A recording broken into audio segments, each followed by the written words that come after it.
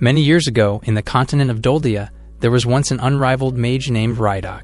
Not only did he possess the power that surpassed the king, but he also had the destructive 7 treasures, known as the Living Legends. His ruling would not last, however. Following his demise, the people sealed away the 7 treasures. Little did they know that after a millennium, someone would free the entities they feared. Dubbed the Golem Master, Taka transcended Rydok's power in the domain of earth magic. Switching to a brief flashback, Taka was a company slave in Japan, and his haggard face says clearly, on the fateful day, a strange man, who turned out to be a god, appeared before his eyes. Taka addressed him as a CEO for looking like an executive type. After the chit-chat, God mentioned Taka's struggles as an employee who has been treated as livestock by his company. With that, his passing did not come as a surprise. It appears that Taka died at the age of 42 because of overwork. When asked about his last memory before he succumbed to his death, Taka admitted that although he was ready to leave the world, he wished to be isekai'd. Hearing this, God invited him to another world to redo his life. As a response, Taka demanded he get a job that would allow him to go home on time. As he specified all his preferred work conditions, God revealed that the world where he would be reincarnated has neither work conditions nor office hours. Instead, it would be a world of swords and magic. Shortly, he bestowed Taka with an increased affinity for the earth element. For his own amusement, God started the send-off ritual, with Taka protesting in the background. The latter requested to at least get some training, but to no avail. Annoyed by his nonchalance, Taka accused God of being like the other executives who used him for their own benefit, and before he knew it, he vanished into thin air. Despite Taka's suspicions, God sincerely hoped he would find the white company life in a fantasy world. Back to the present, the former corporate slave finds himself in an unfamiliar place. To his surprise, he lost his huge belly, and his voice became younger. While Taka tries to settle his nerves, he remembers the CEO words about granting him a stronger affinity for earth magic. Hence, he attempts to summon a golem. A few moments later, a strange sensation takes over his body. Thinking it's because of magic, he imagines himself as a character in the light novels he used to read. To his dismay, nothing happened, or so he thought.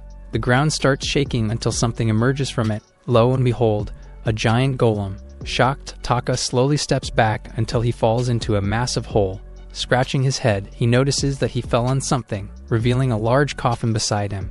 Out of curiosity, he tries to open it, but he fails. He then asks the golem for help, and effortlessly lifts the lid. He chanced upon an underground stairway, which he believes is a dungeon entrance. He tries to ignore it until he hears someone's voice coming from the passage. Whoever is down under claims that he can't stand getting stuck there without any work. Safe to say that it's enough for Taka to change his mind as he rushes to check the area. Going down further into the stairs, he leaves the golem behind. Minutes later, he summons another golem, particularly a smaller one, to keep him company. He instructs the golem knight to lead the way, all the while thinking if he should retreat or not. Feeling a prick of conscience, he gets going until something cuts his cheek. Things escalate quickly when Taka gets surrounded by goblins, looking at him as if he is their next meal. Panic-stricken, he commands the golem to protect him. His ally manages to take down several goblins, but they just keep on coming. At that point, he begins to accept his second death, until he realizes that he is no longer powerless. Crouching on the ground, Taka conjures up bronze lances, with the guidance of the owner of the mysterious voice. After the desperate attempt to eliminate the monsters, a deafening silence fills the air. Once he opens his eyes, he is greeted by the goblins' lifeless bodies. Feeling all sorts of emotions, tears start welling up in his eyes, and he bursts out laughing.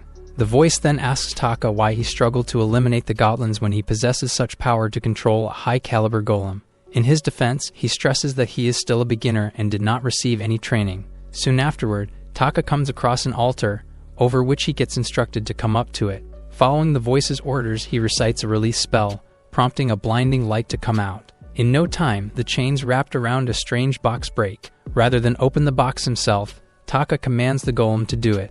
Turns out that a staff is inside the box, and it has been in confinement for 1,000 years. After expressing gratitude, the voice introduces itself as the overlord of the 7 artifacts, Diana. Baffled, he wonders where Diana actually is until he discovers that the one speaking is the staff itself. In an instant, the staff recorded Taka's aura pattern. For what it's worth, Taka blames God for not giving him a cooling-off period before throwing him into an alternate world. Still processing his thoughts and emotions, he talks with Diana, who promises to never leave his side.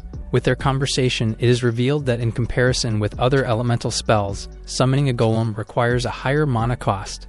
The fact that Taka managed to carry it out as a newbie leaves Diana quite impressed, and so, they decide to check his status. Aside from learning that he turned 18 years old, Taka figures he has been blessed with a considerable number of skills. Looking at his stats, the staff reckons he is way stronger than Ryok, its Lord Creator. Diana notes that Taka might become more famous than the mentioned personage. When he asks about its confinement for 1,000 years, Diana stresses that Ryok was not the one responsible for such. According to Diana, its Lord Creator was a great and deeply compassionate man. However, after his death, his son attempted to keep the 7 treasures to himself. Upon hearing how the son acted like an unscrupulous scoundrel, Taka is reminded of the second-generation heirs in his previous world. As he puts it, the privileged few would just appear out of nowhere and easily snatch the director's position. Moreover, they would always accept multiple customer requests at the expense of their subordinates' work-life balance. After losing his composure with the workplace issues he experienced, Taka asks if the good-for-nothing son is the current CEO.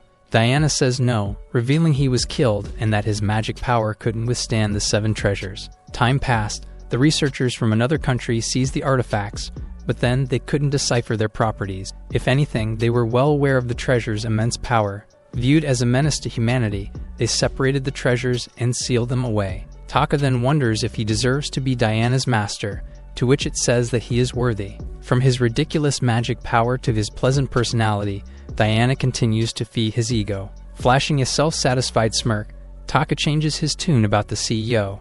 After confirming that he received some OP skills, he believes he will thrive well in his new world. Speaking of which, in his current world, earth magic is considered the strongest among the 4 elements. Through the use of alchemy, Taka can produce gold, silver, copper, and even mithril. He also learns about recovery magic, but only the acolytes of Belfast, the goddess of medicine and healing, hold such power. Taka states it would be troublesome if he suffered a severe injury. Diana urges him to undergo some training and get familiarized with his magic. Coincidentally enough, he stumbles upon a group of brigands who have been waiting for their next victim.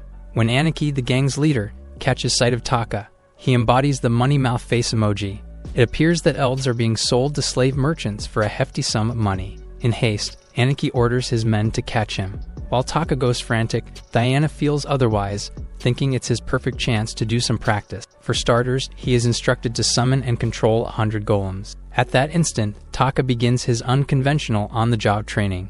The brigands proceed to tackle him, only to get terrified at the sight of multiple golem knights. As they start to retreat, Aniki calls them out for their cowardice. Taka pulls another trick up his sleeve and equips his pawns with Sasumata weapons. Laughing maniacally, he feasts his eyes on the bad guys being captured, one after another. Amidst the fray, some of them try to escape, only to fail miserably. Sharing the golem's field of vision, Taka easily finds them. While he believes it's finally over, Aniki turns up with a little girl, threatening to hurt her. In exchange for not harming the poor kid, he demands Taka to let them go. He won't yield, however. He summons arms from the rock formation and restrains Aniki. For being rowdy, Diana suggests taking him down, but Taka refuses. He points out that he won't do anything reckless until he learns about the laws of his new world. That said, Diana reveals that it's normal to dispatch the brigands whenever they are discovered. Taka shrugs it off for the time being and checks on the little girl. As per Diana, the child is a wolffolk and is currently in bad shape after losing so much mana. Concerning this, she needs flesh or blood to recover. Without any sign of hesitation, Taka takes out a dagger and gives his arm a minor cut. After drinking his blood, the kid regains consciousness. Staring at the man in front of her, she embraces Taka and addresses him as her master. Feeling awkward, he pushes her back, but she will not budge. Truth be told, Taka finds her cute. She then introduces herself as Stella of the Wolfman Mafayu tribe. Apparently, she ended up in the bad guy's hands after being lured with a tasty-looking fruit. After what she went through, Taka decides to take her home, but she declines. Now that she has become a grown-up, Stella declares to stay by his side, with her master, forever. While Taka looks utterly confused, Diana reveals that his blood turned Stella into an adult in a matter of minutes. Indeed, he couldn't believe that his kind gesture would lead him into becoming a young girl's master. Sometime later, they travel to the nearest town called Rijon. Accompanied by an army of golems, Taka wonders if the authorities will let them in. Witnessing quite a spectacle, Gothar, the commander of the Rijon Guard, shows up and commands Taka to state his identity and affiliation. Firstly, he introduces himself as a traveling mage. Secondly, he announces that he captured some brigands and he plans to turn them in. Upon recognizing the notorious group, the Summer Haze, particularly their leader whose real name is Gaius, Gothar apologizes for his rude behavior. The commander claims he has been trying to hunt him down. Without further ado, he orders the arrest of the criminals who would likely face execution as punishment. Gaius pleads for his life, and even asks Taka to intervene, suggesting he make him his slave. Gothar then convinces him to let them deal with the matter in line with the country's laws. Feeling a bit uneasy, he speaks about the numerous armed knights surrounding them. Taka apologizes, and with a single flick of a finger, they crumble into pieces. All this time, Gothar thought they were actual knights and not golems. Just as they disappear, Gaius takes it as an excellent opportunity to fight back. He easily breaks out of the restraints with his knife and attacks Taka. Stella rushes to protect her master, leaving her with a stab wound. Taka watches in horror as she falls to the ground. Enraged, he lets out a blood-curdling scream as the sinister lights envelop his body. In a short while, Gaius meets his maker, shocking Gothar and his men. Taka immediately checks on Stella, who is still unconscious. Biting his arm, he takes some of his blood and transfers it into her through a gentle kiss. With Gothar figuring out if Stella is a wolf folk, Taka says she is his precious comrade. Much to his relief, she quickly recovers from the injury. While they take Gaia's corpse to the morgue and the other criminals to their prison, Gothar asks for Taka's identification apart from being an elf. Funnily enough, he just realized he has been reincarnated as an elf. The commander points out Taka's awkward antics, making him question if he is really an elf. Gothar shares that elves are lofty creatures in nature, and Taka seems the opposite. Following the law, the commander reiterates that he must first establish his identity. To start, he asks Taka to join a guild to earn his identity badge. Once he has been issued identification, Gothar instructs him to visit the town guard office to receive the reward for getting rid of Gaius. Later that day, Diana takes Taka to the Explorers Guild, where Rydok's friend used to be the guild master. Stella finds the place first and excitedly tells her master. Just then, he is greeted by a beautiful woman. He immediately informs her that he would like to register as a guild member. Once he steps inside, the receptionist grabs his attention. With the way she talks and acts, he is reminded of the Queen Bee in his previous work. Walking on eggshells, Taka starts signing up for his membership. The intimidating receptionist asks him to refer to the booklet detailing the guild's rules and procedures. She reminds him to abide by the rules so as to not get himself in trouble and earn the guild's support. Despite suffering flashbacks from being sanctioned by his superiors, Taka finishes his registration, all the while bawling his eyes out. Stella also signs up to be a guild member. After acquiring his explorer identification, he searches for an inn next. Recommended by the guild, they arrive at the Blue Phosphorescent Inn, and they receive a warm welcome. After securing a room, they decide to eat as Stella's stomach keeps growling. Scanning the booklet, Taka confirms that the guild doesn't offer any employee benefits. He then focuses on the maze explorations that take place in different settings. In most cases, monsters below the legendary class dominate the mazes. As he continues to digest all the information, Stella asks his permission before she eats. While she stuffs herself up with good food, Taka hears a commotion.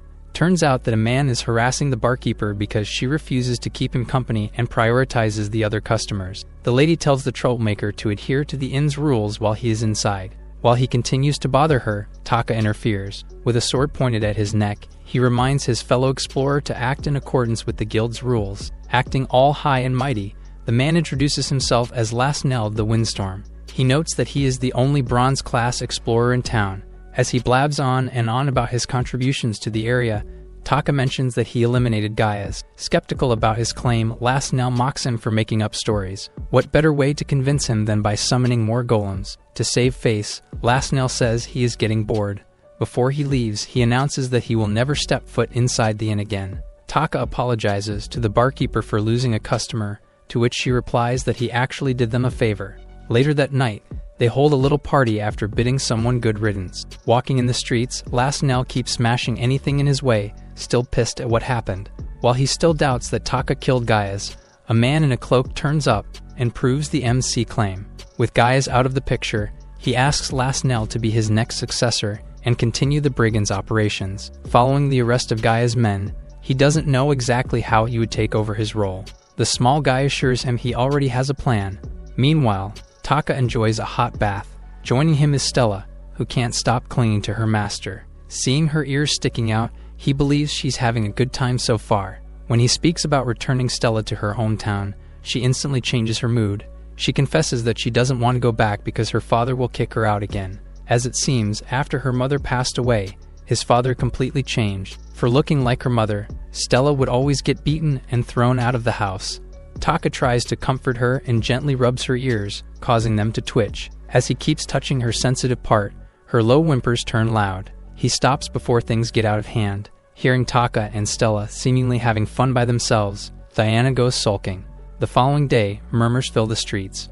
Taka approaches two guys and discovers that the brigands who were taken as prisoners have escaped. Not only that, they also robbed several merchant shops, which ended in a bloodbath. On a high alert, Gothar commands his men to guard certain areas. While he's at it, Taka arrives and confirms the circulating report to the commander himself. Gothar reveals that someone inside the Rijon helped free the criminals. Hence, he says sorry for his incompetence. Feeling uncomfortable, Taka doesn't know whether or not he should apologize. Suddenly, Badmont, the Lord Viscount, shows up at the scene, catching the commander off guard. After claiming he's doing the rounds, Badmont asks if Taka was the person responsible for capturing the brigands. When asked why he let the criminals live, Taka says he thought they would be under interrogation.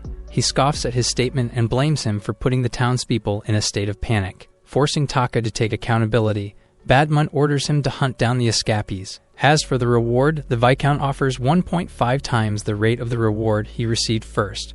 Well, it's not like Taka is not used to dealing with bosses beating down the price of labor every time they see an opportunity.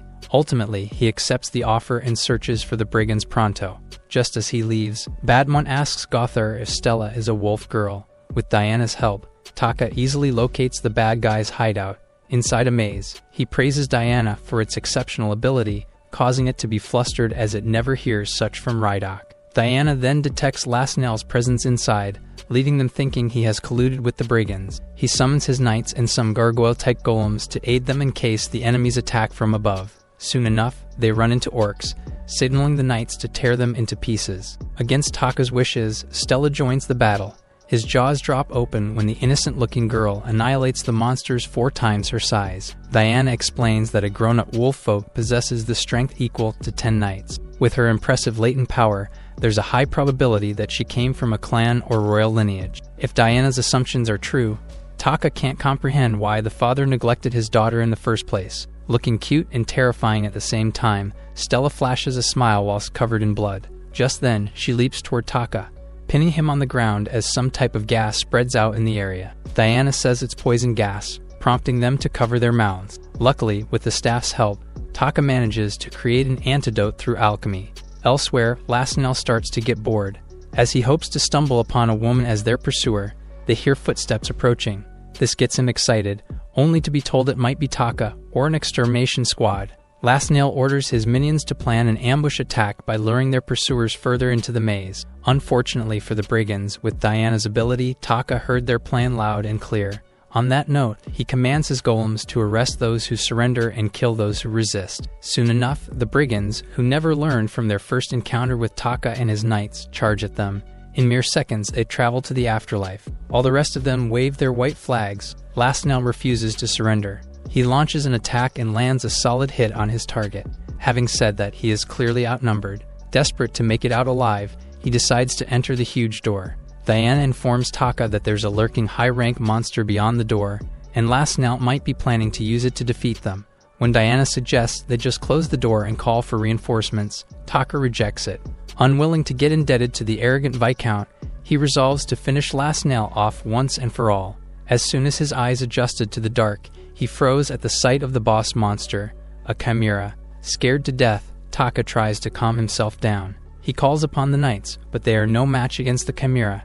As the beast charges at him, Diana interferes and conjures up water spears. The staff alerts Taka about his opponent being a highly intelligent monster. From the looks of it, it can somehow read his moves, thus giving him a hard time. The gargoyle-type golems take over the battle, only to be devoured by the chimera. Out of options, he summons a new golem, the griffin. Taking advantage of its ability to fly, the griffin brings the battle into midair. Even though the golem holds out against the chimera's aggressive charges, the latter has its eyes on its number one prey. When the beast jumps up to Taka, Diana creates a water screen to buy him some time. As the chimera inches closer to him, he produces several iron lances that pierce its body. Shortly, the griffin returns to strike back. While the damage inflicted starts taking its toll on the chimera, Diana deals the decisive blow. Barely gathering his wits, Taka stares at the beast's remains, reduced to smithereens. Upon seeing an opening, Lasnell finally turns up to finish him off. Wearing a smug look on his face, he declares a premature victory. Much to his dismay, Stella steps in and blocks his sword. She quickly disarms Lasnell, not letting him get any nearer to her master. Before he knows it, he is standing below the spears. Unwilling to let him off the hook this time, Taka resolves to dispose of him. After settling the fight in their favor, the trio rejoices. Taka then notices his body is glowing, so he immediately checks his stats. Adding alchemy to his skill set, he just gained another cheat skill. Diana notes that alchemy requires gathering ingredients and sucking up too much mana. In Taka's case, ingredients are unnecessary, and he only consumes a small amount of mana. Back at the town, Gothar feels relieved to see them safe. With Badmunt giving Taka a side-eye, he presents the escapees he captured. The commander recognizes Doldia, the man in a cloak, and expresses his disappointment towards him.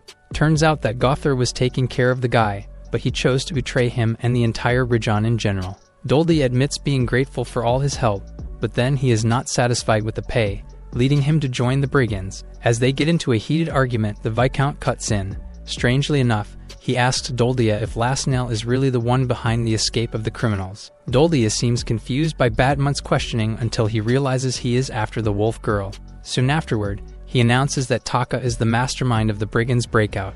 There and then, the Viscount accuses him of plotting everything so he could get his hands on the reward. Claiming to be a passionate man, Badmunt asks Taka to hand over Stella in exchange for sparing his life. Without having second thoughts whatsoever, he refuses. Tired of carrying out the absurd demands of the people who hold so much power in the hierarchy, Taka has no plan to yield. Having been granted another shot at life, he swears to live as he pleases. With that, he summons the knights. Alarmed, Badmunt warns Taka that he will not go unpunished with what he's doing.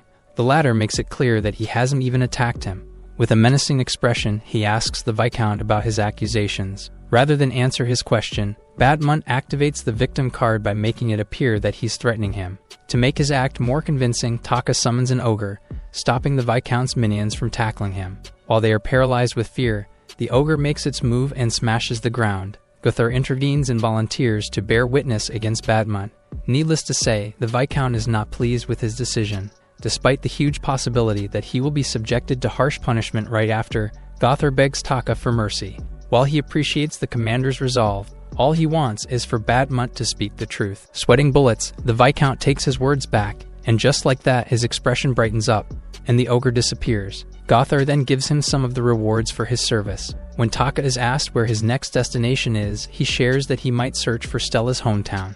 Concerning this, the commander warns him about the wolf folks being in high demand. For being a rare race and holding the power of longevity in their blood, people hunt them down for money. He advises Taka to keep Stella's real identity a secret. After that, Gothar informs him to head to the east to find her hometown. Before they part ways, they express their gratitude to each other. Just as Taka turns his back, Gothar attempts to bid him goodbye for good. He won't succeed, however. In disbelief, the commander questions when did Taka realize his true motive. He states that he knew it from the start. As a previous company slave, he can relate to Gothar for doing anything his superior asked him to do. Taka warns him about the consequences he would face after failing to assassinate him. That said, the MC highlights there's no need to stand against someone who is completely superior in power, nor must he feel compelled to do something even if it's wrong.